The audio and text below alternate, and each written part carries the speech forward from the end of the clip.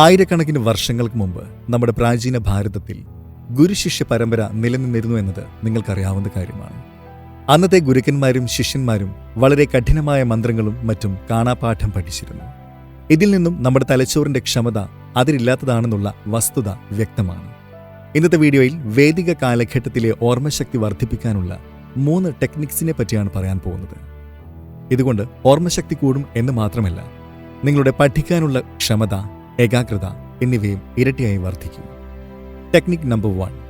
പ്രാചീന ഭാരതത്തിൽ ഗുരുകുല സമ്പ്രദായത്തിൽ പഠിക്കുമ്പോൾ ശിഷ്യന്മാർ തങ്ങളുടെ വീട്ടിൽ നിന്നും ഒരുപാട് അകലെയുള്ള ഒരു ഗുരുകുലത്തിൽ താമസിച്ചുകൊണ്ട് ഗുരുവിന്റെ കീഴിൽ വിദ്യ അഭ്യസിക്കുന്ന രീതിയായിരുന്നു. ഗുരുകുലത്തിൽ വീട്ടിൽ നിന്നും തികച്ചും വ്യത്യസ്തമായ ഒരു അന്തരീക്ഷമാണുള്ളത്. അതുകൊണ്ട് വിദ്യാർത്ഥികൾക്ക് പൂർണ്ണമായും പഠനത്തിൽ മാത്രം ശ്രദ്ധിക്കാൻ കഴിയുന്നു. അതായത് പഠനം ശരിയായി നടക്കാൻ ചുറ്റുമുള്ള അന്തരീക്ഷം നന്നായിരിക്കുക എന്നത് അത്യാവശ്യമാണ്. ഗുരുക്കന്മാരും മറ്റും പഠിക്കാനായി ഏത് സ്ഥലത്തിരുന്നാലും അവരുടെ ശ്രദ്ധ മാറില്ല. കാരണം ബാല്യകാലം മുഴുവൻ ഗുരുകുലത്തിൽ കഴിഞ്ഞതുകൊണ്ട് അവരുടെ ഏകാഗ്രത വളരെ കൂടുതലായിരിക്കും. അതുകൊണ്ട് പിന്നീട് ഏതൊരു സാഹചര്യത്തിലും അനായാസം പഠിക്കാനുള്ള മനസാന്നിധ്യം അവർക്ക് കിട്ടുന്നു. പക്ഷേ ഇപ്പോഴത്തെ വിദ്യാർത്ഥികൾക്ക് ചെറിയ എന്തെങ്കിലും കാര്യം മതി പഠനത്തിലുള്ള ശ്രദ്ധ നഷ്ടപ്പെടാൻ. കാരണം അവർക്ക് ഒട്ടും തന്നെ ഏകാഗ്രതയില്ല. ഗുരുകുലത്തിലുള്ള പഠനരീതി ഗുരു പറയുന്നത് കേട്ടുകൊണ്ട് മാത്രം പഠിക്കുന്ന തരത്തിലായിരുന്നു. ഗുരുക്കൾ ശിഷ്യന്മാർക്ക് ഒരു പാരഗ്രാഫ് കൊടുത്ത ശേഷം ഏറ്റവും കുറഞ്ഞ വാക്കുകളിൽ അതിന്റെ അർത്ഥം ഒട്ടും മാറാത്ത തരത്തിൽ ചുരുക്കി എഴുതാൻ പറയും. ഇങ്ങനെ ചെയ്യുമ്പോൾ വിദ്യാർത്ഥികൾക്ക് എല്ലാം കൃത്യമായി മനസ്സിലാക്കാൻ കഴിയും. പിന്നെ അത് ഒരുപാട് കാലത്തേക്ക് ഓർമ്മ നിൽക്കും. എന്തിന്, ഈ അറിവ് വരും തലമുറകളിലേക്ക് വരെ കൈയെഴുത്തായി കൈമാറ്റം ചെയ്യപ്പെടും. ഇപ്പോഴത്തെ കാലത്ത് പരീക്ഷകളിലും മറ്റും നമുക്കൊരു പാരഗ്രാഫ് തന്നുകൊണ്ട് അതുമായി ബന്ധപ്പെട്ട ചോദ്യങ്ങൾ ചോദിക്കാറുണ്ട്. പണ്ട് കാലത്ത് ഗുരുകുലത്തിൽ ഗുരുക്കന്മാരും ഇതേ രീതിയിൽ ശിഷ്യന്മാരെ പരിശീലിപ്പിക്കാറുണ്ട്. വലിയ വാചകങ്ങളെ ചുരുക്കത്തിൽ എഴുതാൻ പറഞ്ഞുകൊണ്ട് അവർക്ക് ആ പാരഗ്രാഫ് എത്രമാത്രം മനസ്സിലായി എന്ന് അറിയാൻ കഴിയും. ഇതേ ടെക്നിക് നമ്മൾ പഠനത്തിൽ ഉപയോഗിക്കും. പഠിക്കാനുള്ള ഭാഗം എത്ര ചുരുക്കാമോ അത്രയും ചുരുക്കി എഴുതി ഓർമ്മിക്കാൻ ശ്രമിക്കുക.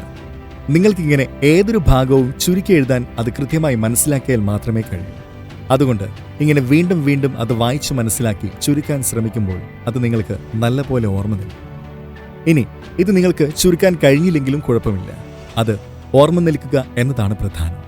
ഇനി അത് ചുരുക്കാൻ കഴിഞ്ഞാൽ നിങ്ങൾക്കത് കൂട്ടുകാരുമായി പങ്കുവയ്ക്കാം, അല്ലെങ്കിൽ നിങ്ങളെ പഠിപ്പിക്കുന്ന അധ്യാപകരായി പങ്കുവയ്ക്കാം. ഇനി ഇത് കൂടുതൽ മനസ്സിലാക്കാനായി 2 ഉദാഹരണങ്ങൾ പറയാം. അതുകൊണ്ട് ഇനിയുള്ള 2 മിനിറ്റ് വളരെ ശ്രദ്ധിച്ച് കേൾക്കുക.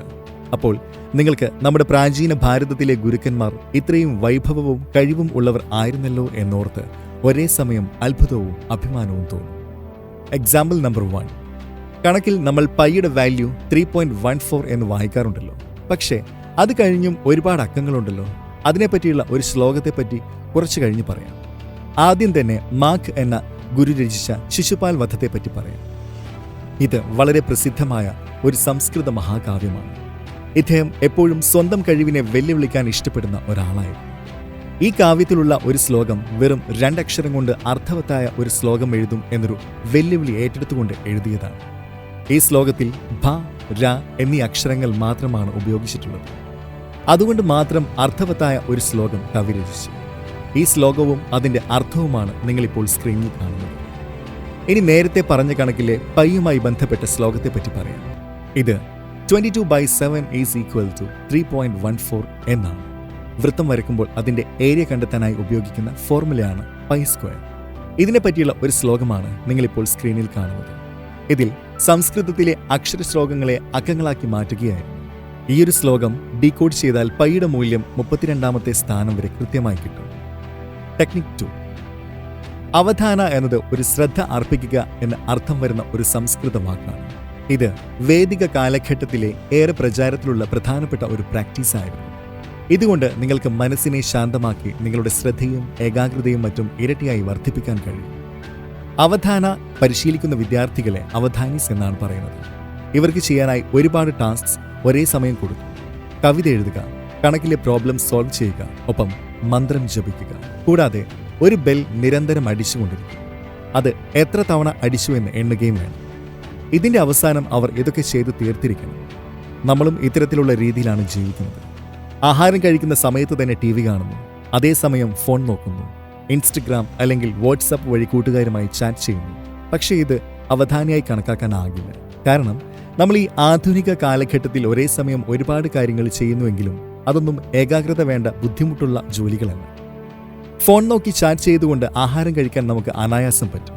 പക്ഷേ പണ്ടുകാലത്ത് അവർ ചെയ്തിരുന്ന കാര്യങ്ങൾക്കായി ഏകാഗ്രതയും ഓർമ്മശക്തിയും സർഗാത്മകതയും ഒക്കെ വേണം.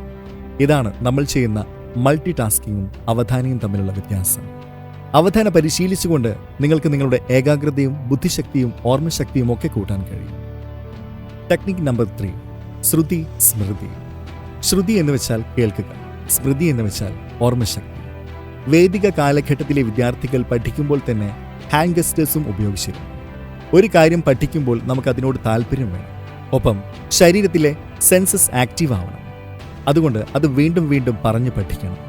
പഠിക്കുമ്പോൾ ഇങ്ങനെ ശ്രുതിയും സ്മൃതിയും ഉപയോഗിക്കാൻ മറക്കരുത്. ഏതൊരു കാര്യവും പഠിക്കുമ്പോൾ 3 സ്റ്റേജസ് ഉണ്ട്.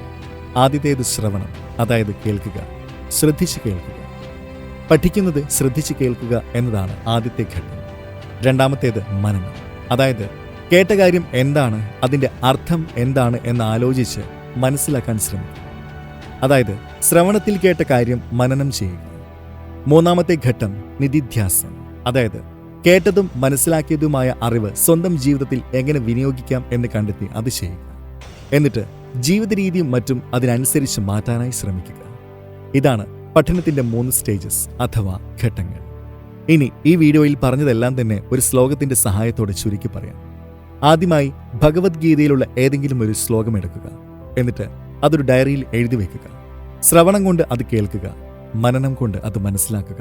എന്നിട്ട് നിധിധ്യാസനം ഉപയോഗിച്ച് അത് ജീവിതത്തിൽ പ്രാവർത്തികമാക്കുക. അത് കഴിഞ്ഞ് നിങ്ങളുടെ അനുഭവം എന്തായിരുന്നു?